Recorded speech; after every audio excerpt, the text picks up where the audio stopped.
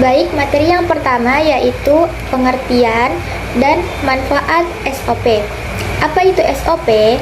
SOP merupakan sebuah singkatan dari kata Standard Operating Procedure.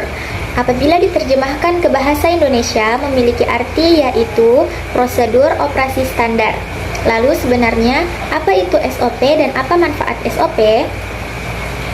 Standar operasional prosedur atau biasa disebut dengan nama SOP merupakan suatu sistem yang dirancang guna menertibkan, merapikan, dan memudahkan suatu pekerjaan. SOP tersebut hadir dengan bentuk seperti dokumen yang berhubungan oleh prosedur yang dilaksanakan secara kronologis guna membantu kamu dalam menyelesaikan sebuah pekerjaan untuk mendapatkan hasil kerja secara efektif dan pekerja dengan biaya yang rendah. SOP atau Standar Operasional Prosedur yang telah terstandarisasi dan eksplisit merupakan sebuah aspek penting dari setiap sistem kualitas yang akan melahirkan sebuah kemampuan untuk bekerja secara selaras dan sesuai standar yang sudah ada. SOP yang dirancang secara benar akan menentukan timmu bekerja dengan proses formal dan terkoordinasi. Ini tidak hanya mampu menaikkan produktivitas, namun juga mengurangi resiko kesalahan. Selanjutnya yaitu fungsi SOP. SOP merupakan alat bisnis yang bermanfaat, sebab mengkomunikasikan cara yang benar dalam menjalankan tugas suatu aktivitas pada organisasi.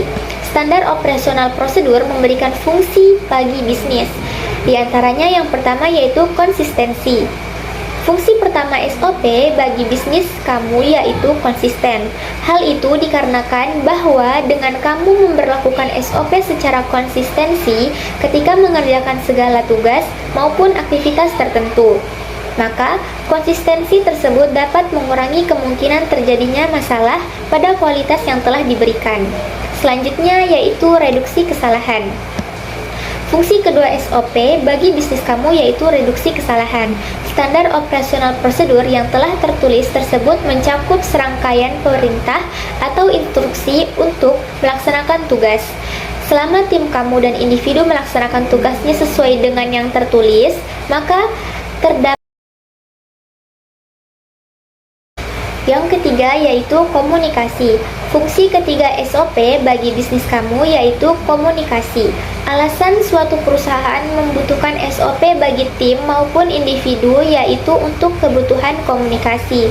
Dengan evaluasi yang dilaksanakan pada prosedur, operasi diperbarui, proses, dan setiap pembaruan yang dibutuhkan pelatihan baru.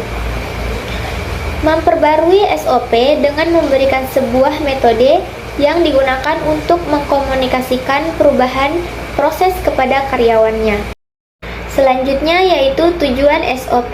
SOP memiliki beberapa tujuan, diantaranya yang pertama yaitu menjaga konsistensi kerja setiap petugas, pegawai, tim, dan semua unit kerja. Yang kedua, memperjelas alur tugas, wewenang serta tanggung jawab setiap unit kerja. Yang ketiga, memudahkan proses pemberian tugas serta tanggung jawab kepada pegawai yang menjalankan. Yang keempat, memudahkan proses pengontrolan setiap proses kerja. Yang kelima, memudahkan proses pemahaman staf secara sistematis dan general. Yang ketujuh, memudahkan dan mengetahui terjadinya kegagalan, tidak efektif proses kerja, serta kemungkinan terjadinya penyalahgunaan kewenangan pegawai. Yang kedelapan, menghindari kesalahan selama proses kerja. Yang kesembilan, menghindari kesalahan, keraguan, duplikasi, dan inefisiensi. Yang ke-10, melindungi organisasi atau unit kerja dari berbagai bentuk kesalahan administrasi. Itulah beberapa tujuan dari SOP. Selanjutnya yaitu jenis-jenis SOP.